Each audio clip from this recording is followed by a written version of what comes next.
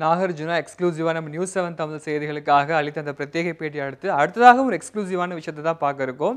வாலு திரைப்படம் சமீபத்தில் வெளியாகி மக்கள் கிட்ட நல்ல வரவேற்பை பெற்றிருக்கு.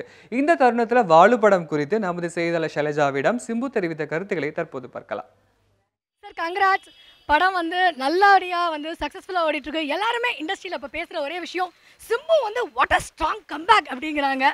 எப்படி இருக்கு இந்த தருணம்? ரொம்ப ஹாப்பியாக இருக்குது, சந்தோஷமாக இருக்குது. Very happy for fans first.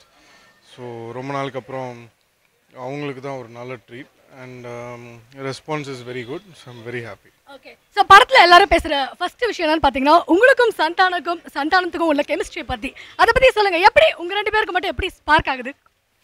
அது அமையணுங்க, அமைஞ்சிருச்சு. ஸோ நல்ல விஷயம் தான். நான் தானே இன்ட்ரடியூஸ் பண்ணேன். ஸோ எங்களுக்கு ரொம்ப நாளாகவே அந்த ஒரு நல்ல ரேப்போ இருக்குது.